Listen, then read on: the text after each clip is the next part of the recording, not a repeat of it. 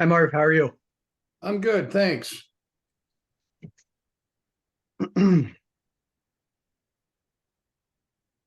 Well, as we're uh, coming up on noon and waiting for um, our third panelist to arrive and for others to join the meeting, I'll just let you know I'm Stephanie Bloomhagen. I am facilitating today because Felicity is caught the bug that's going around. So today's going to be a conversation with three farmers, but this will also be an opportunity to ask some of the questions that you may have had from previous sessions, and we didn't have time to get to questions the last two sessions. So, jot them down and we'll make sure that we cover them this week. And there is another session next week as well. So if a further opportunity to ask and answer any other questions that you think of.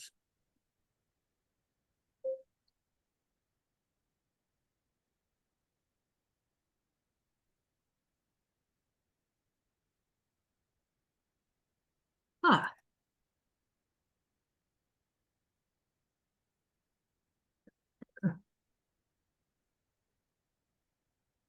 Hello. welcome, Glenn. Is it just us right now?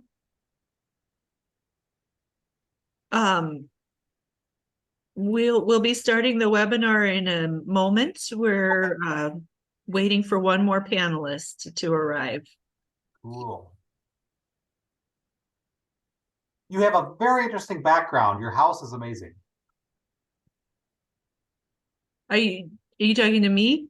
Yes.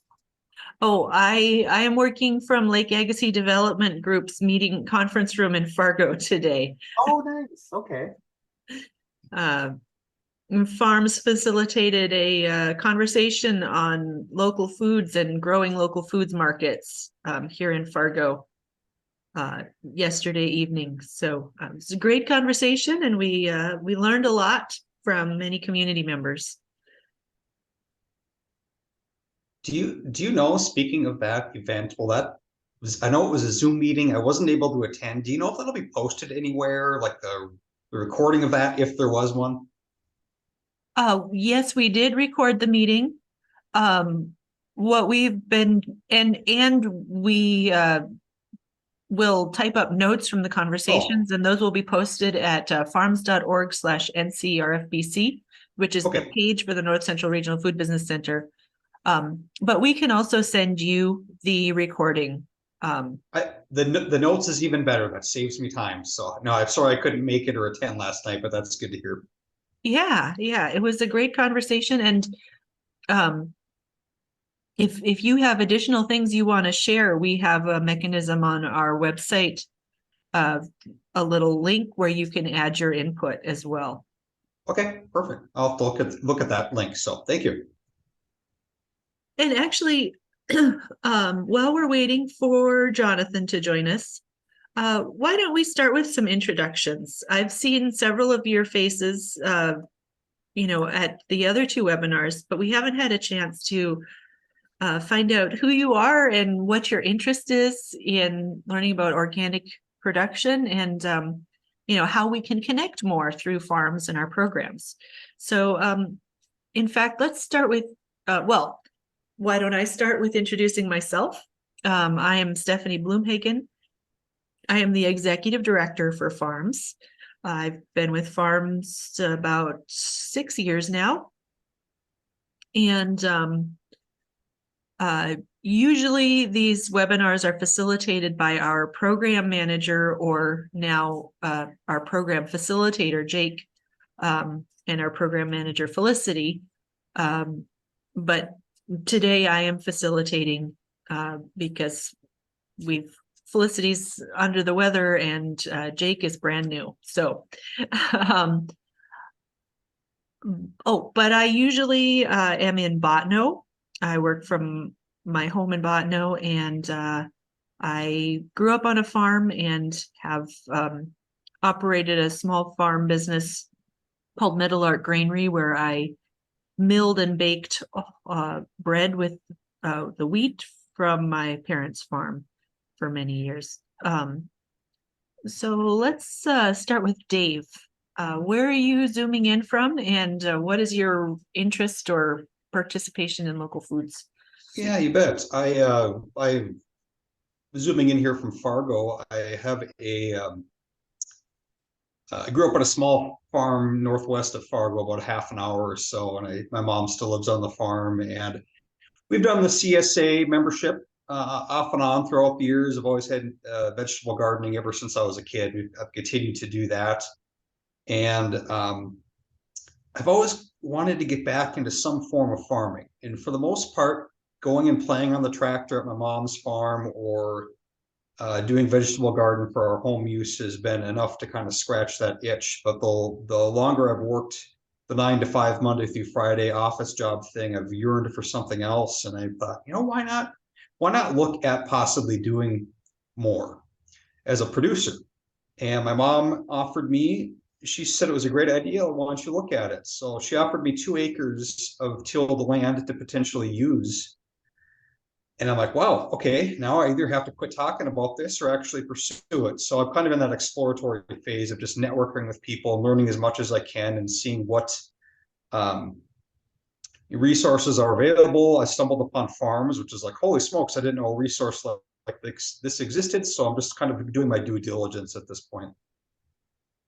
Excellent. And we have a course called Farm Beginnings, which is registration is open right now. And I think that you would be a great fit for that. It's a great way to explore your ideas for your farm. And we can reach out. I'll have Katie or Jake reach out directly to you after the meeting with more information about that.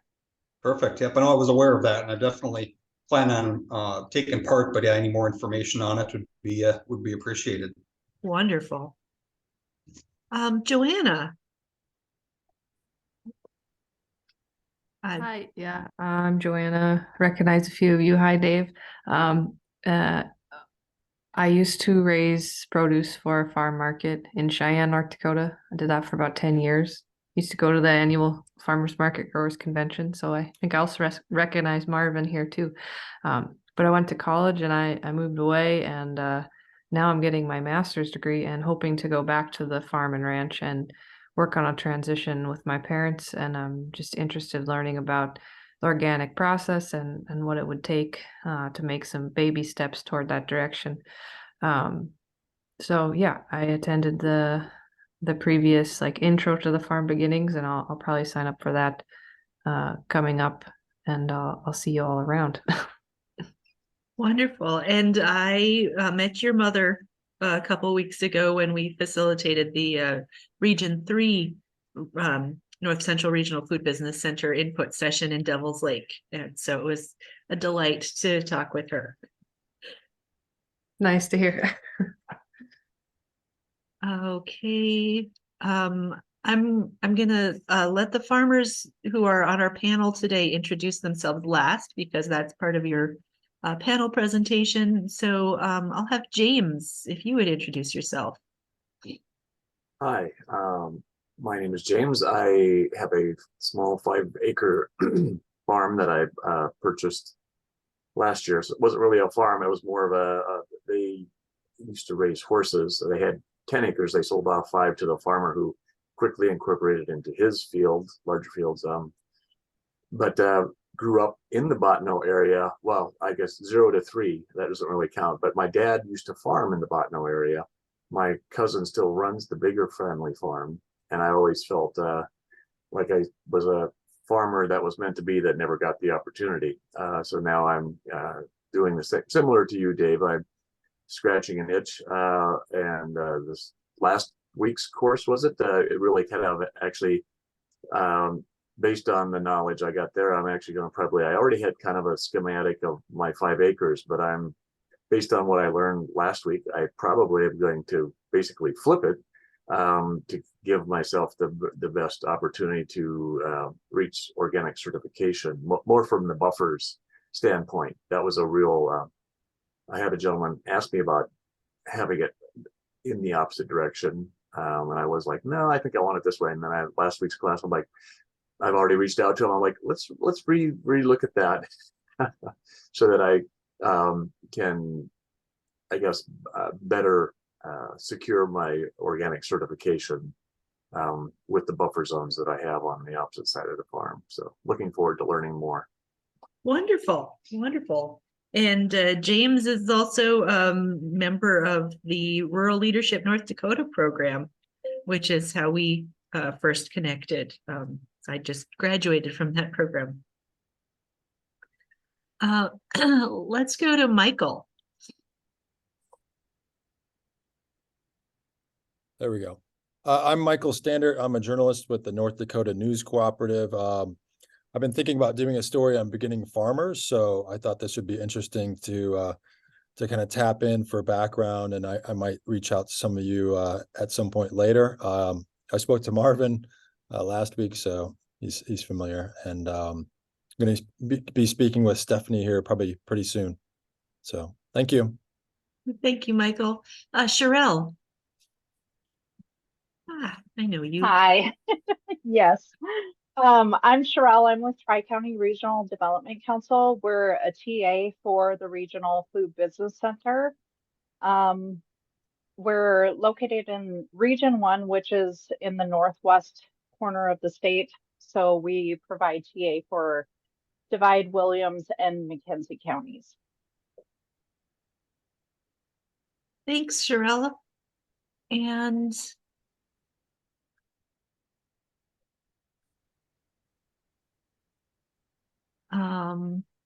Katie, let's have you introduce yourself. I am Katie Erickson. I am part of the farm staff. I'm an AmeriCorps Vista member doing outreach and events for them. So I'm participating in the webinar both as a farm staff. I'm also a grower. I've traditionally grown on about 1/4 of an acre of diversified vegetables. So I'm interested in the process of transitioning to organic. And Jake, let's give it a try. Jake is in the same room that I am. So I'm just going to shove my laptop closer so that hopefully it'll pick up. And maybe if you just elevate your voice a little. For sure. Hi, my name is Jake Callender. I am the new program facilitator for the Farm Beginnings course. I also run my own farm up in Hillsborough, North Dakota, running different diversity of vegetables and fruits. And then we also do flowers and vermicomposting.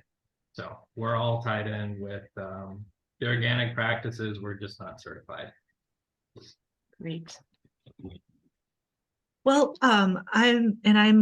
so we have 4 farmers with us today who are either certified, were certified for many years, or in the process of becoming certified.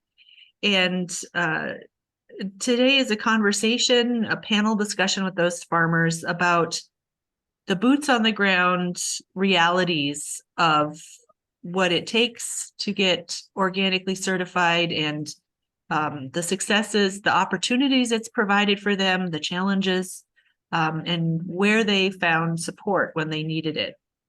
I want to start by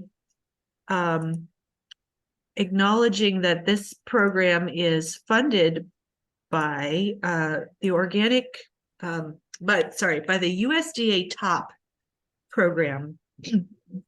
And that stands for Transition to Organic Partnership Program. And we receive our funding through a partnership with OCIA International. They're the Organic Crop Improvement Association, and they're the top lead for the Plains region. And so what I'm sharing is their website, ocia.org/plains-top with 2 Ps.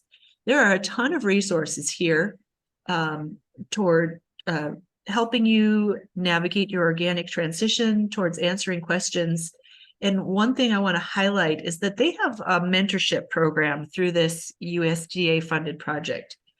And if you are seeking organic certification, you can be paired with a mentor who is experienced. if you have at least 3 years of experience as an organic certified producer, you can become a mentor. And they do pay a $3,000 stipend for each full mentorship year you participate. So I wanted to highlight that. The mentorship program is one of the things that we are helping to promote. And this is a region-wide mentorship program. So as a mentor or a mentee, you might be paired with somebody in, what is our region? Montana, Oklahoma. Sorry for the scrolling. Here we go. You might be paired, sorry, not Montana. You might be paired with someone in North Dakota, South Dakota, Nebraska, Kansas, Oklahoma, or Wyoming.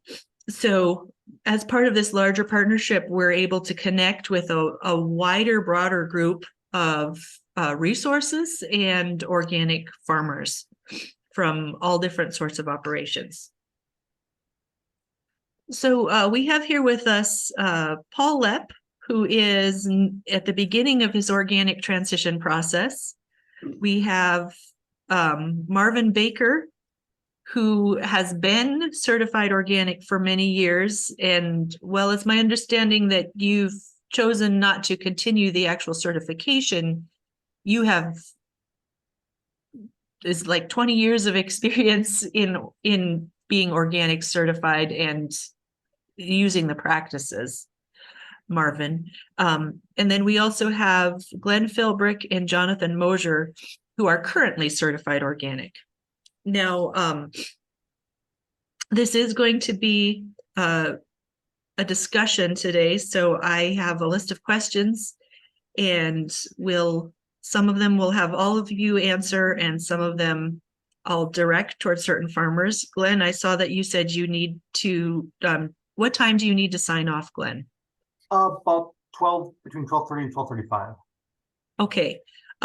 Glenn, we were talking about having you join next week as well.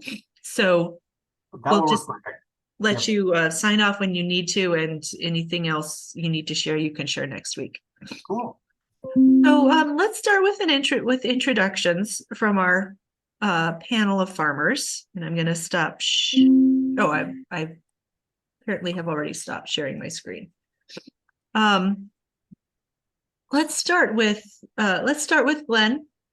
And can you tell us, introduce yourself and your farm? Where are you located? What do you produce? How long have you been farming?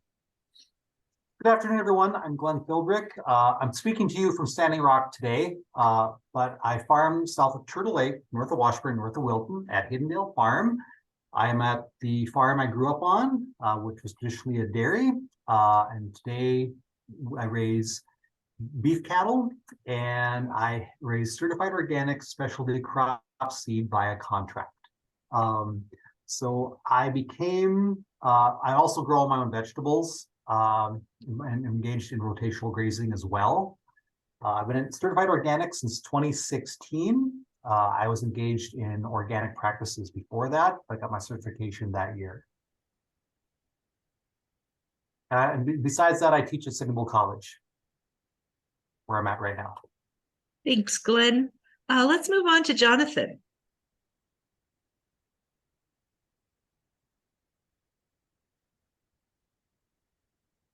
Sorry, just getting my stuff figured out here. Do you need a minute? I could move on to Marvin instead. Yeah, give me just a minute. If everybody else wants to go, I'll go last. Perfect. Marvin, would you tell us about your farm and where you're at and how long you've been in production? Sure. My name is Marvin Baker, and I have a 3-acre spot called North Star Farms. It's located in Carpio, which is in the gooseneck of Ward County. It's halfway between Minot and Kenmare. We grow the gamut of garden produce, with top crops being garlic, tomatoes, peas, onions, cucumbers, and melons. We've been doing this since July of 2004. And we became certified organic in October of 2006. So you're probably one of our most experienced organic producers in the room. So we're thrilled to have you with us, sharing your knowledge today, Marvin. Well, we've done it a long time, so it gets easier as the time goes on. And Paul Lepp. Yeah, Paul Lepp. I'm just outside of Minot. I have Beagle Hill Farm. And as Stephanie said, sort of in the thick of working through my organic certification, just writing up the paperwork and at this point. So I've been farming here. Well, we started selling at the farmers market in 2019, I think. I concentrate mostly on greens, but we grow like, I don't know, 30, 35 different vegetable crops.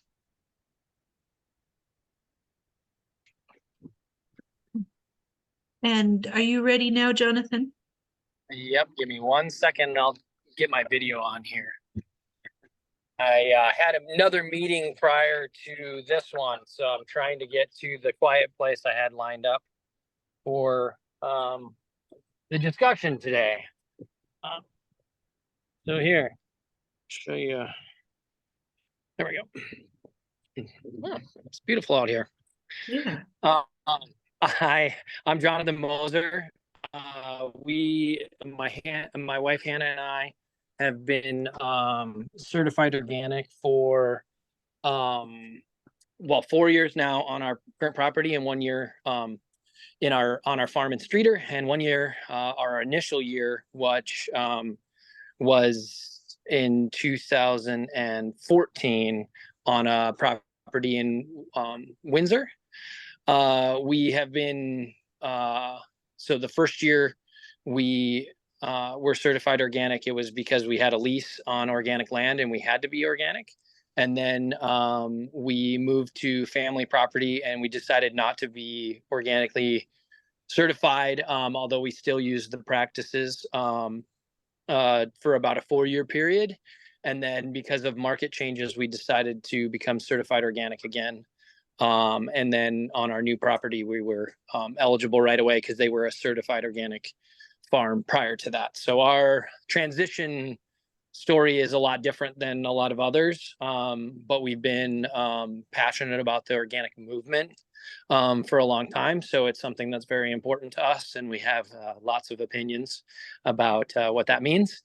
But yeah, we do about 1.5 acres of vegetables. And then we have pasture-raised, non-organically certified laying hens, although they are fed certified organic grains, and pellets. And we also have some rotationally grazed goats, which are just mostly pets. But we have about 38.5 acres that we're currently managing. And yeah, just I was going to say, I applied to become a mentor. So anybody, I haven't heard back since my application, but I'm very curious on helping more people to transition to organic. So like I said, we believe in it and we want more people to become it. So Wonderful. Thank you, Jonathan.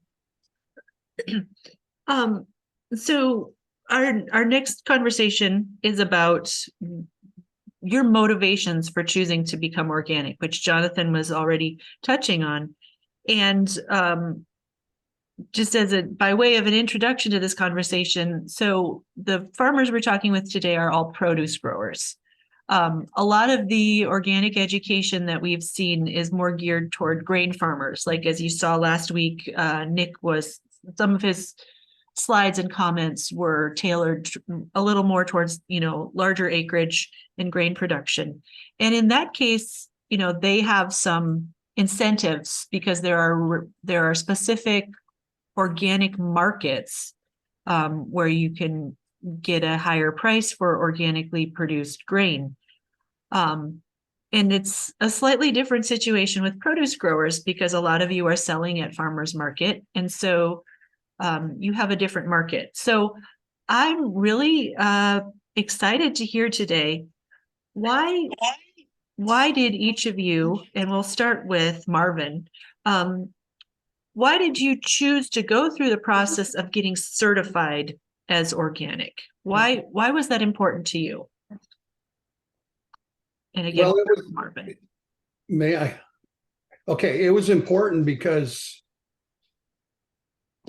I wanted that certificate that told my customers that I'm fully organic, because I can talk about it all I want, and that doesn't necessarily translate to dollars and cents.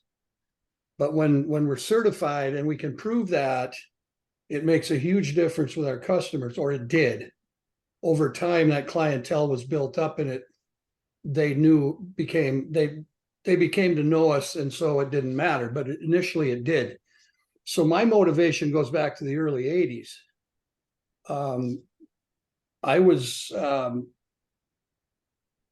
I actually worked in a grain elevator before I went to college, and I actually applied chemicals to cropland.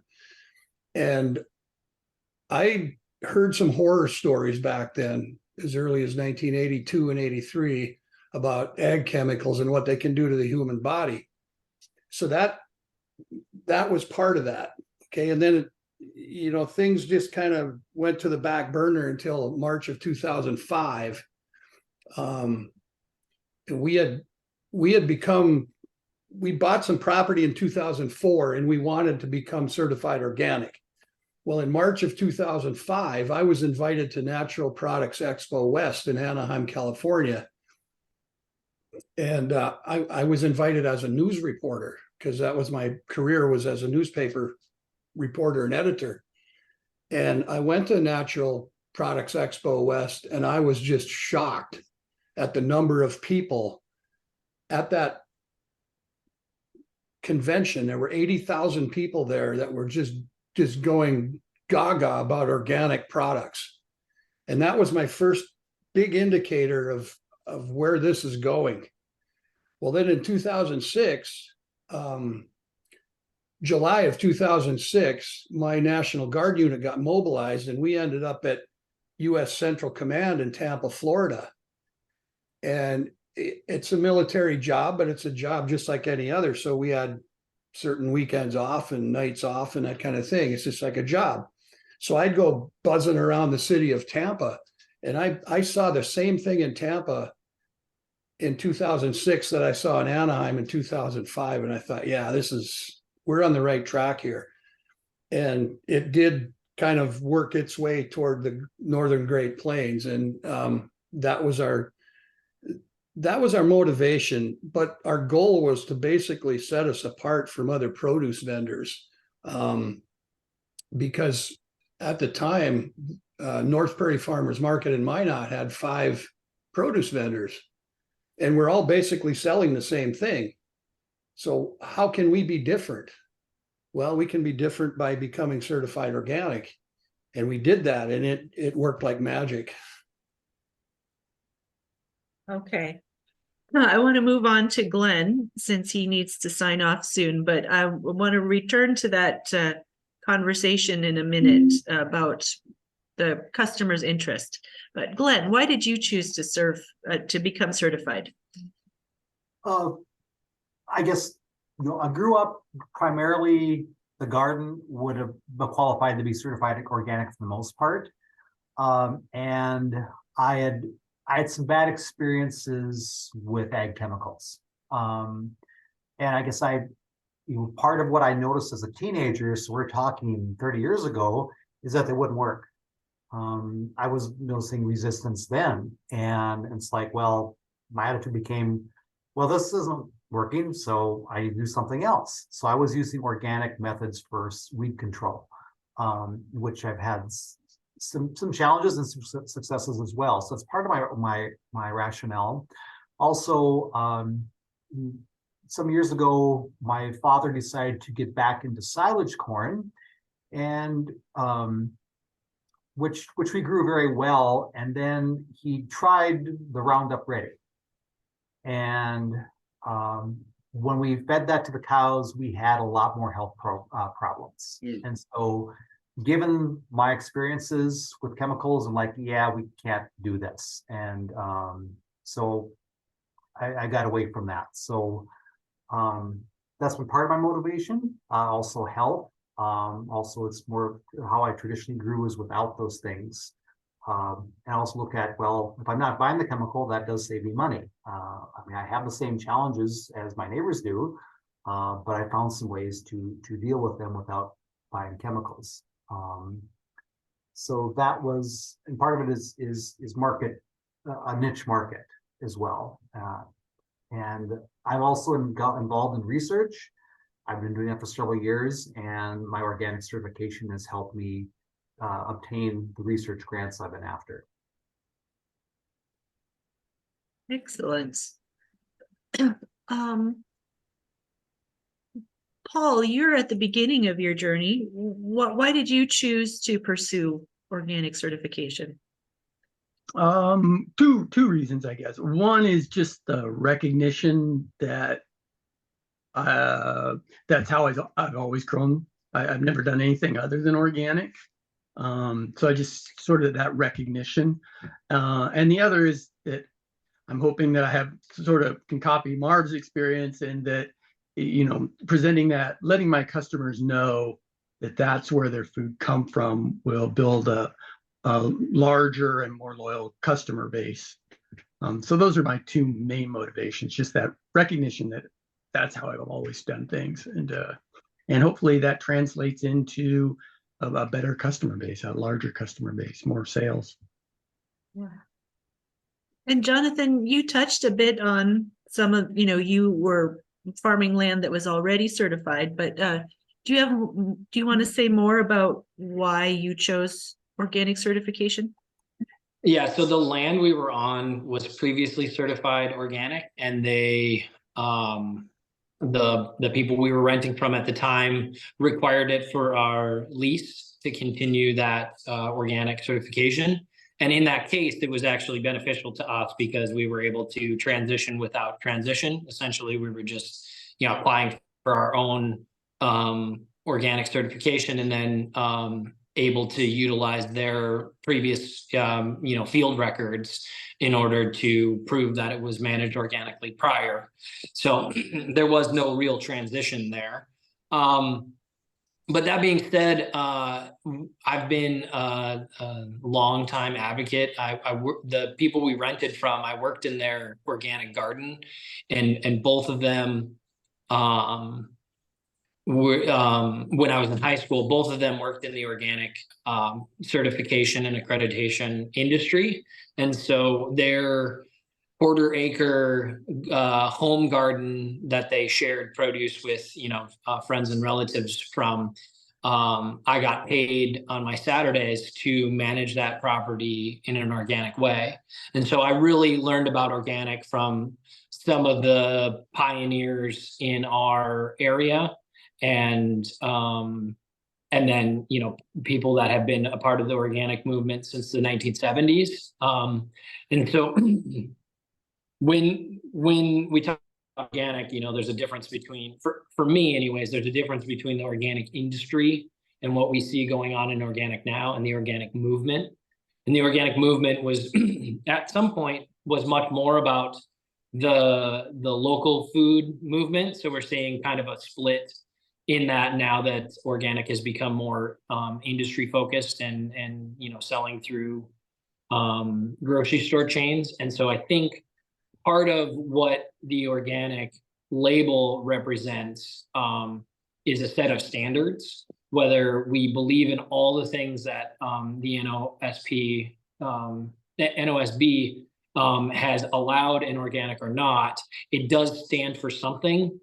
And I actually just watched a video of another local producer saying that because it was local, that meant that it was, you know, not sprayed with chemicals, and that's not necessarily true, unless, of course, you're talking about both local and organic. You know, now we have a whole discussion to be had about, you know, what inputs we can use for pest control and and fungus and disease, those sort of things. But for the most part, I think there's trust with the consumer on what organic actually stands for for the most part, and that's why we became certified organic again, was to, like Marv, differentiate ourselves from the other local food producers, and say that, well, we're not only local, but we're also organic. So I think I want to skip over the organic systems plan question and jump to the marketing discussion, because you guys have each touched on that. I've heard themes about differentiating yourself from other producers, and also, like Marv said, it worked. His customers were looking for that. So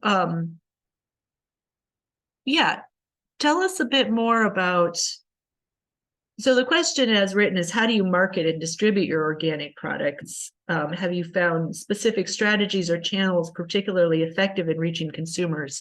From my perspective, what I'm interested in, especially, as FARRMS is planning to continue providing organic education, is it worth it?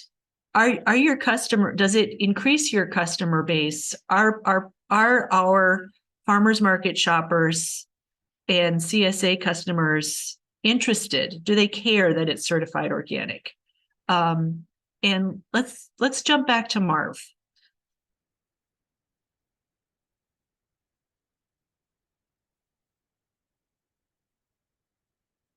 Oh, Marv, you're on mute. Okay, can you hear me now? Sorry about that. Okay. I guess it depends on what market you're in, because some markets, like really small town markets, it may not matter. But if you're in a larger community, like the 4 or 6 or 8 largest cities in the state, it would matter, and it would be a plus. Now, one of the things, we've been a member of North Prairie Farmers Market. We've had a CSA since 2009. And since I retired from the newspaper in 2021, my at-home sales has really, I'll just say it's exploded. So that was a market share I never knew existed until I retired from the newspaper. But I also want to point out that one of the things my wife and I have found out at North Prairie is there are cancer patients who seek us out because our products don't have chemicals. And that's one thing I will never market, because I don't think it's professional or proper to do that. But if people want to seek us out, then I'm going to bend over backwards to help them, because I understand it probably better than most people, because I've been through it myself. And otherwise, we've tried to educate our customers about the products we have and the products we sell at market, and I think it's really helped us over the years to do that. And always putting in that little plug about being certified organic. In fact, Eileen, she worked that pretty well. So, yeah.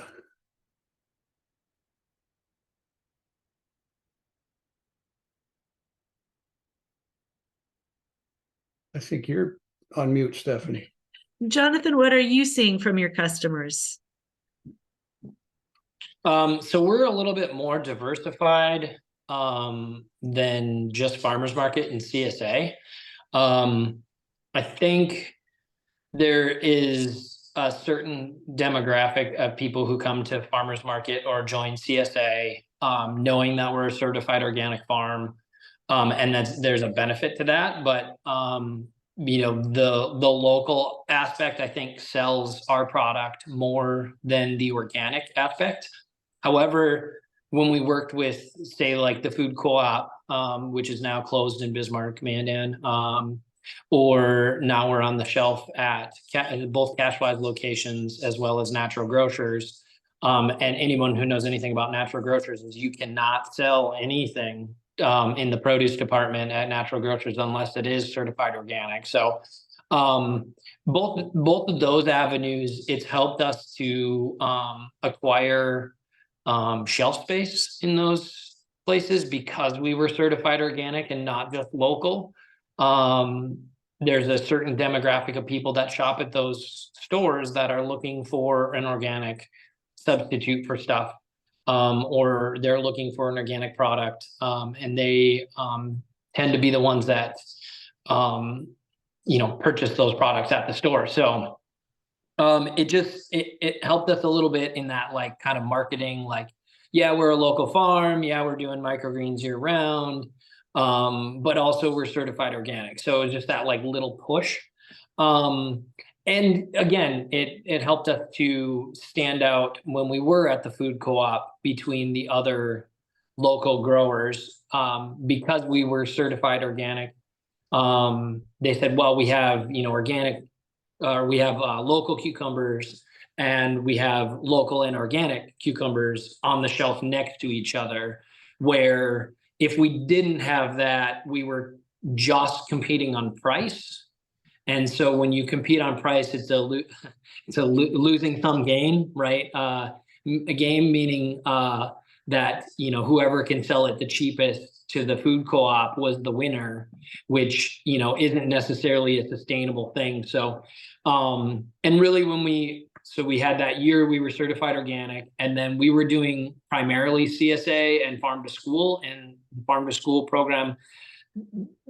I don't want to say it doesn't care about certified organic, but it's not a selling point for them. And so it didn't matter for us to be certified because we were selling direct to consumer. And at that point we, just said, well, we're still certified organic practices. Because we had been, so I struggle with this a little bit. Because we had been certified organic previously, we felt confident in saying we were using organic practices because we had actually gone through the process. Now, there's a lot of growers that say we use organic practices, but they don't even actually know what the rules and regulations are. And so it strikes a nerve with me to say that. Now, we were we still are very transparent about the things that we do use. We are using some pesticides, we are using things like tillage, we are trying to move away from some of those things as much as possible. But the feasibility of that and the timeline for those things are sometimes longer than one would like as a organic producer. But that being said, when we decided to become certified organic again, it just allowed us to access other markets and put ourselves on the shelf next to someone else. And as from a financial standpoint, be able to charge, not just the local premium, but also an organic premium. And with food prices increasing after the pandemic, and just inflation in general, we have raised our prices some, but for the most part, it made us more competitive, because we were able to tout the fact that not only are we competitive on price, but we are also local and certified organic. So just overall, it was a benefit to us, I think. Thank you. So it's about 12:43 now, and I want to make sure we have time for questions from the audience. So I think I'm going to leave the question about kind of the nuts and bolts of the organic systems plan for next week when we talk more about resources available to help with the organic transition. And so this will be our final question, and I'm going to kind of merge some of the questions. Basically, what I want to hear from each of you is what the process of getting certified was like. Was it difficult? And the one thing I'd like you to touch on, the thing that I've taken away from learning more about organic certification, there's a misconception that I hear over and over again that certified organic is just not using chemicals. It's just all it is things that you can't apply. And I even heard this from the farm manager at the Stone Barn Center in Hudson Valley this summer when I pointedly asked her, are you certified organic? And she said, well, no, because that's just a list of things you can't apply. And it's much more than that. So if you guys would each, and let's start with you, Jonathan, if you would touch on what is the process of getting certified, and was it difficult? So it was not for us. So we've certified technically 3 times. So the first year, we went from organic production to organic production, essentially our management of that organic land. And so that process was, and with technology now, a lot more of the organic standards plans, or the organic standards plans are much more digital, which caters to my generation. I'm sure Marv can vouch for whether that works for him or not, and maybe his generation. But for us, it was better. We had to take pictures of every single seed packet that we used, and it was quite onerous when it was on paper. And then when you went back to look at the rules of it, you had to pull a file folder. And now I have my organic standards plan I can access right on my phone. All of the communication that we have with our certifier is digital. I guess, organic standards plan wise, obviously have to meet the requirements for what the certifier has in their modules for the plan itself. But it is in no way comprehensive. And I think, that's one of those bigger conversations of the difference between the movement, the organic movement, and the organic industry.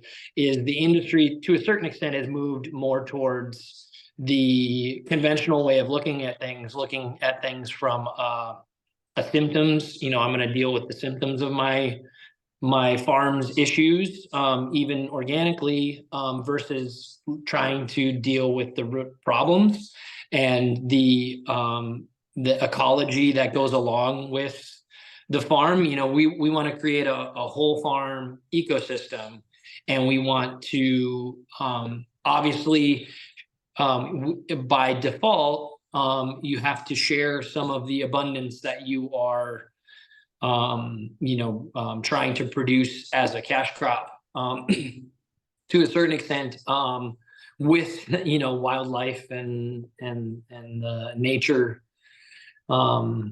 Nature doesn't give you anything for free, let's put it that way. And so looking at the whole farm system is somewhat looked covered in the organic standards plan, but also as a farmer, having that mentality changes the way that you look at problems. So for example, we moved to our new farm in 2019, and when we of course we had to get a land affidavit from the previous owner, which they were certified organic, but their farm was not certified, I think, the last year before we took it over. But it was not, there was no applications of any prohibited substances. So I get that misnomer of, well, it's a list of things you can't apply, right? Well, in this case, for the affidavit, that's the most important thing. It wasn't sprayed with Roundup. It wasn't, you didn't have things that were applied that shouldn't have been applied. But as an organic farmer, if you're only looking at things that you can't apply, you're not utilizing the organic the knowledge of organic in the proper way, as far as I'm concerned. So, for example, we have a huge grasshopper population on our farm, and it does affect our sales and our crop production on certain things for the last few years. Now, instead of going out and buying semi-spore bait, which is organically approved bait that you can utilize for creating a systemic disease, essentially, in the grasshoppers, which will reduce your grasshopper numbers, we went out and bought chickens because we wanted to turn those grasshoppers into eggs. And, you know, if the and we're still, you know, obviously there's food safety issues with chickens and veggies and all of those things, but we're not quite, we haven't quite figured out the system for the best management of the chickens as a control method for the grasshoppers, but I can tell you that they have reduced populations overall in my farm ecosystem of those grasshoppers. And of course, it depends from one year to the next, the rain and your populations of grasshoppers. But over time, I see the chickens being an integral part of the farming system. And not only is it, you know, providing my farm with a benefit from the vegetable side, but it's also providing another product for our consumers to purchase from us. And so I think there's the Stoic writer, his name is Ryan Holiday. He has a book called The Obstacle is the Way. And I feel that way about organic farming sometimes, that, you know, instead of thinking about how we can prevent things from a symptom standpoint, we have to be thinking about how this might be an opportunity. So. Thank you. Marvin, I'd like to hear your perspective on the same, especially on, the process of certification. And I know you had some challenges with your certifier. So that's useful for people to learn about too. Okay, well, I'll start with this.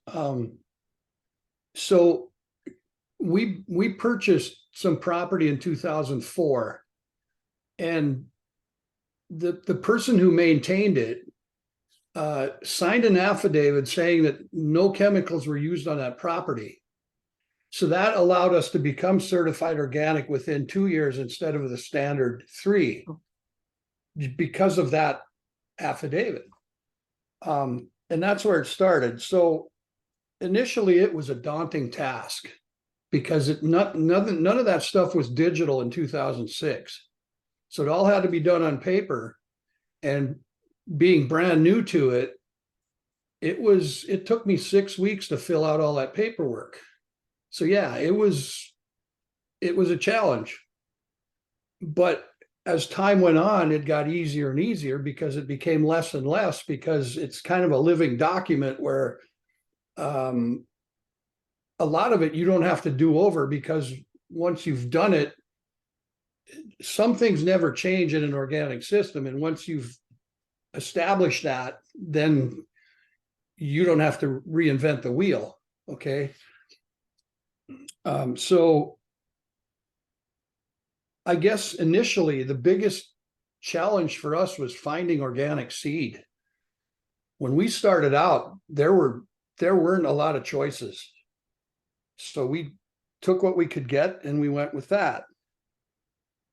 And then the challenge became protection against conventional farmers who were spraying chemicals. Well, now we're lucky in the sense that we're on an oxbow of the Des Lacs River, so we're surrounded on 3 sides by water, and the 4th side is the city of Carpio.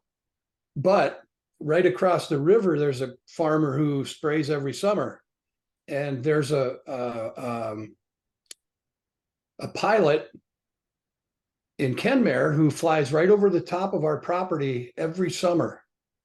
So what we did is I think this has become a standard, but what we did is we filed I don't know what you'd call it, some documentation with the North Dakota State Department of Agriculture that we are indeed a certified organic property. And so Julius Breckus, the guy from Kenmare, he became aware of who we are and why we're there, and he never had a problem. Great. Despite the fact that he flew over the top of us every summer. He still does. So I commend him for that, for taking the time and the effort to make sure that he doesn't destroy our crop. So I mentioned earlier that it took six weeks to fill out all that paperwork. Well, the last time we did it was 2021, and it took about 20 minutes. So for anybody who tells you that there's too much paperwork, it costs too much money, initially, yes, it's a challenge, but it becomes easier and easier as you go on. Now, the other thing I want to mention, now we are no longer certified organic. We gave that up in 2021 because we had a lot of issues with the certifier. It was called Where Food Comes From in Colorado. They caused all kinds of stress, and it just got to a point where I pulled the plug because I said, I'm too close to retirement. I don't want to have to deal with this anymore. So we left it back, but we left it alone and thought about going to a different certifier, but chose not to because, well, this next year is going to be my last year producing a crop. So, but for those who are interested in going into certified organic, I would suggest there's a number of certifying agencies. It doesn't have to be Where Food Comes From. It doesn't have to be OCIA, although I did talk with the people at OCIA in Lincoln, Nebraska, and they were very receptive to my property and my organic status. There's Oregon Tilth, there's California Certified Organic Farmers, there's ProCert, there's Minnesota Crop Improvement. I mean, there's a lot of them. You have to pick the one that's probably going to fit your model the best. And chances are it'll work pretty well for you. But initially, yeah, it can be a challenge.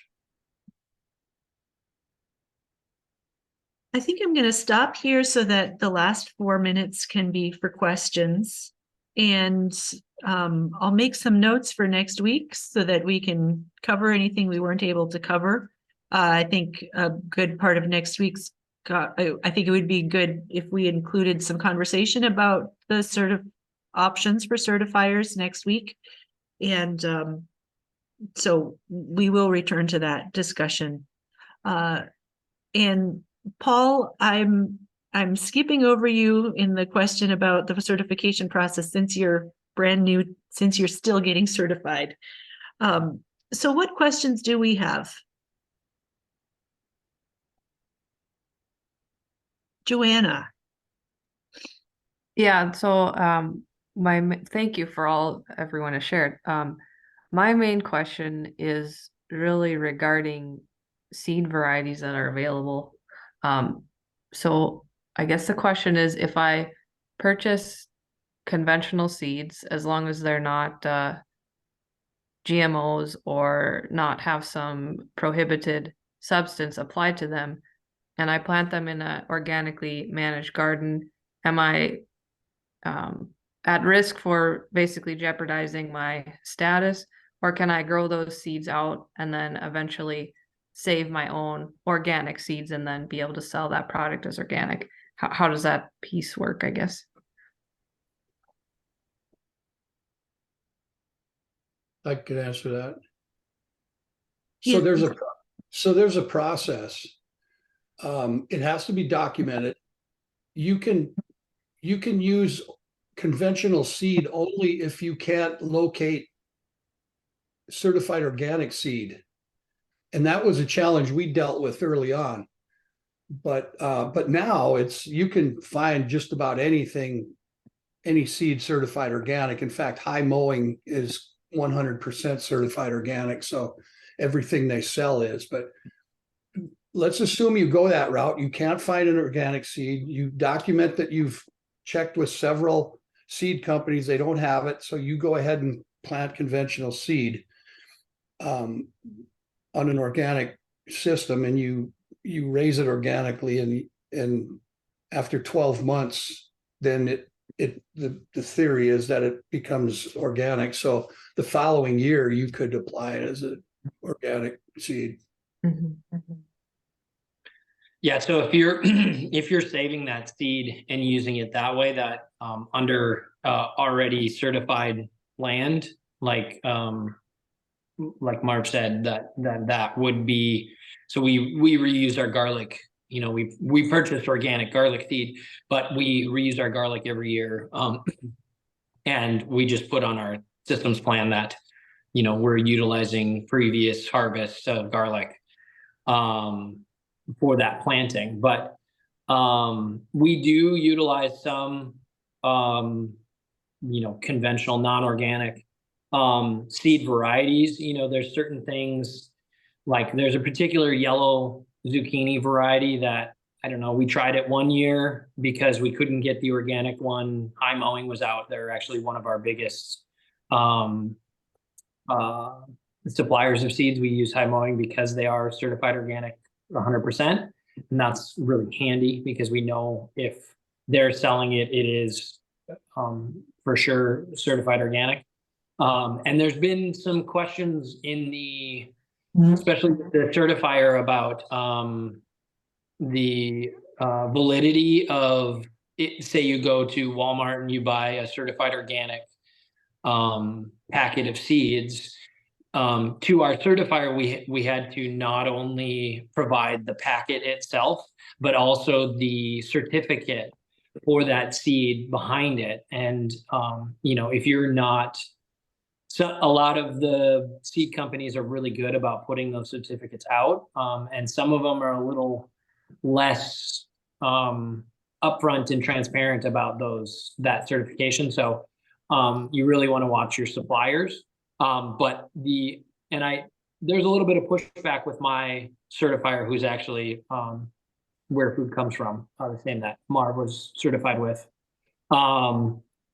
There was a little bit of pushback from them because I'm like, well, if we can't trust the label on the packet saying that it's certified organic, and we have to get the certificate in order to prove that it's organic, then why should the consumer in the grocery store, why should they trust the USDA label?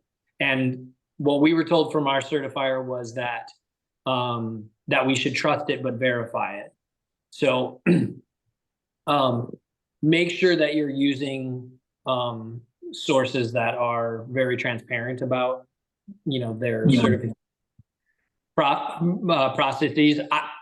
That's where I've moved. Since we've had that requirement, we've moved more towards buying from places like Johnny's Selected Seeds and High Mowing, and those like more, I don't want to say trustworthy, but trustworthy sources for seed. So we saw that as a little bit more of a burden on us versus a burden on our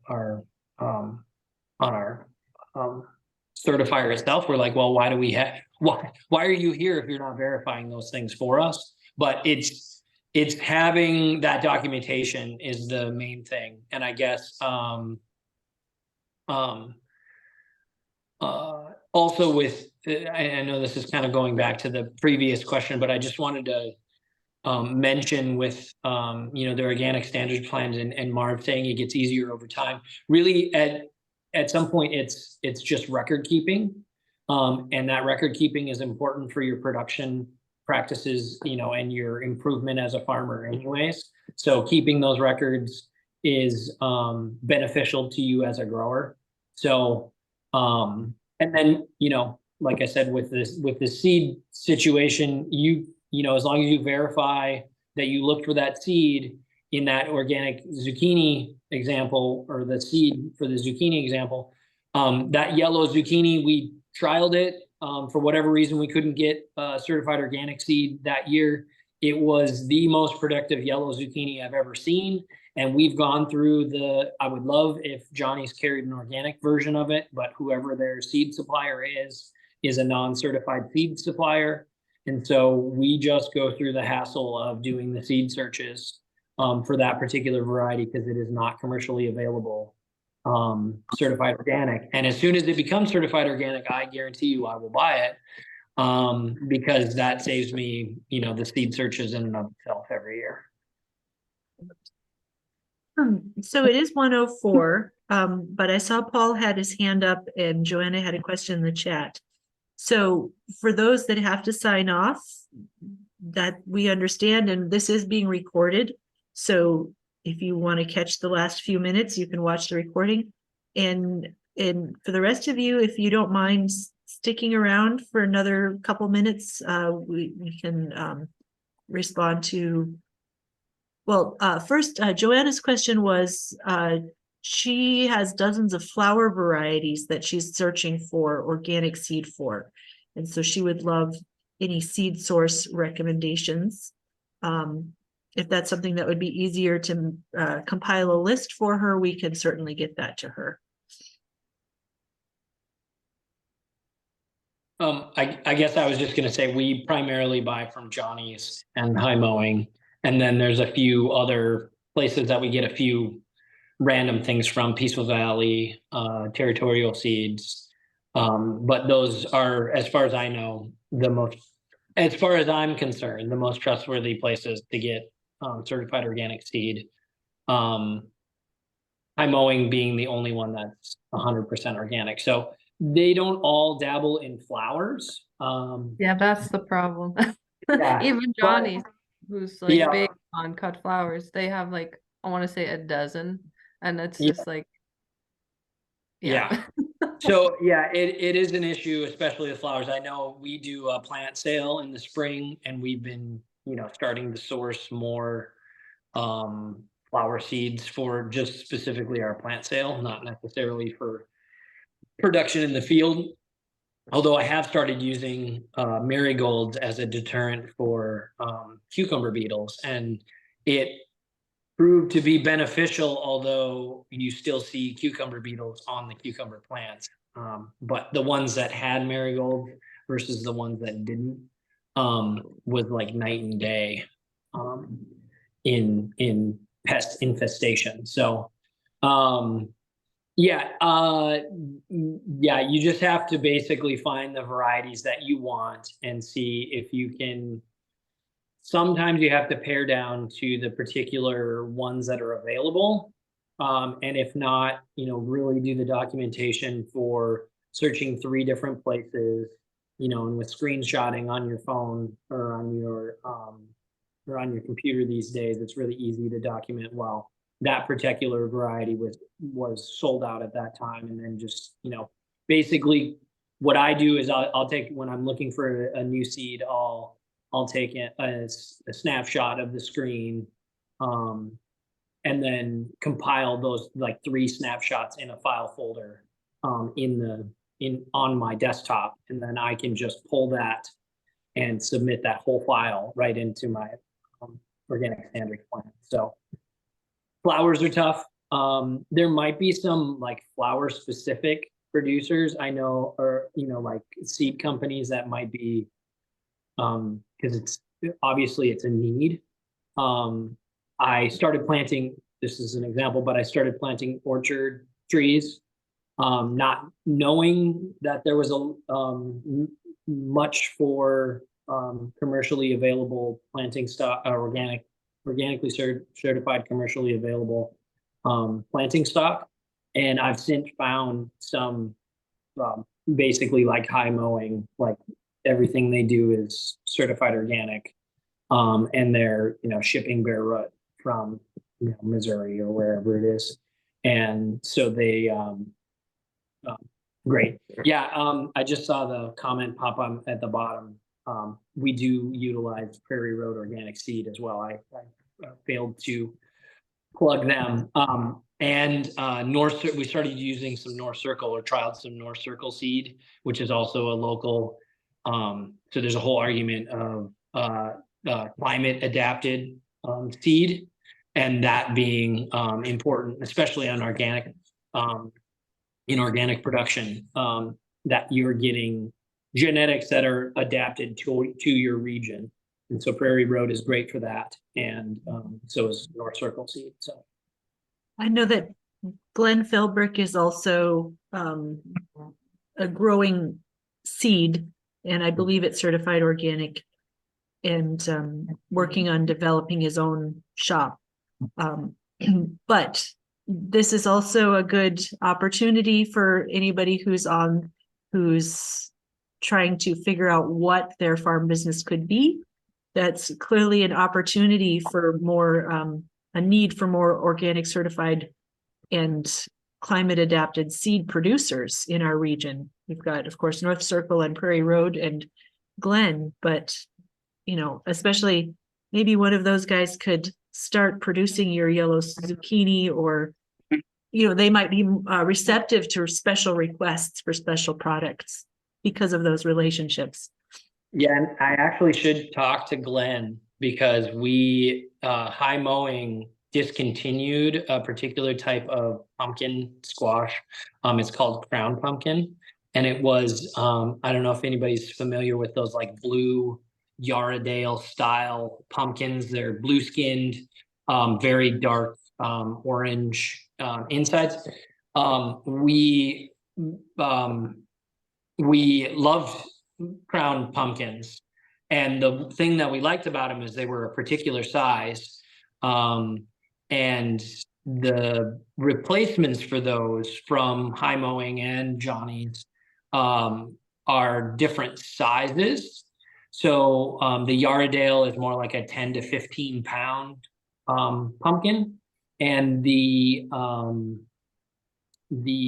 I think there was another one, I can't remember what the variety was called, but it was actually in the squash section, and it was more of I think it was called Winter Sweet or something, and it was more of a storage style blue squash, but it was smaller. It was probably like 3 pounds. And the nice thing that we really liked about the crown pumpkins were they were like that middle road. So they were in between those two sizes. They were maybe like 4 to 6 pounds, which is about perfect to put with a CSA box. And you can do, several different recipes with the one thing, or the one squash. And they high mowing discontinued it entirely. And the grower that was growing it, they didn't tell anybody that this was happening. And they don't have any seed left. So I'm the only person that I know of anyways with crown pumpkin seed on my farm. Now it hasn't been grown out for a couple of years now. And we grow lots of other pumpkins and squash. And in order to keep that seed pure, we would have to bag every flower and hand pollinate them. And with the bandwidth that I have, I just can't do it. And I've actually contacted both Prairie Road and North Circle, inquiring about whether they would want to take on this particular pumpkin. And of course, it was discontinued because high mowing didn't see it as, as profitable as some of their other squash varieties or pumpkin varieties. But as a grower who absolutely love the genetics and the variety, it makes me sad to think that it's going to die with me if I don't find somebody to grow it out, or I don't grow it out myself. And so I really, maybe I should talk to Phil or Glenn, and find out if he has a squash variety that he's doing, because the isolation distances for seeds, especially squash seeds, is like a mile. So you can't have any cucurbits grown within that range, because the bees will be bees, and they'll do their thing whether you want them to or not, with that particular variety. But yeah, there's a huge need for seed growers and more seed businesses, and the more we can support the local adapted stuff, I think the better, as organic growers, and trying to get more organic growers into it. And I know, when you look at the prices, organic seed might be more expensive, but you're also buying a seed that's adapted to your specific management system. So they're not dependent on, certain inputs to produce. And yeah, I'd be willing, and this is part of the reason why I applied to be a mentor. I'm willing to share, those varieties, organic or not organic varieties of things that worked in North Dakota on our farm. That's one of our sticks with our plant sale in the spring is these are varieties that are tried and true. Most years you're going to get a good harvest off of these because we have been growing them for 10 years now and they are, productive for us. And, if they're productive for us, they'll probably be productive in your garden as well. Wonderful. Well, it's about quarter after. Paul, I'm hoping that we can save your question for next week. Oh, no, Jonathan gave me a great answer. So. Oh, okay, perfect. I'm glad I was able to. We had such engaging conversation this week. I'm going to have Katie reach out to all of you and share the contact info for our 4 farmer presenters this week. And also ask you if you have any questions for next week so that we can make sure that we front load those and get to those right at the beginning. Thank you for your time today. We're so glad you spent your lunch hour with us and even took an extra 15 minutes. We hope you'll come back next week, same time, same place, and we will conclude our 4-part organic education webinar series. So have a great afternoon. Thanks again, and we'll see you next week. Thank you, Stephanie. Thanks. Thank you. Bye. Thank you.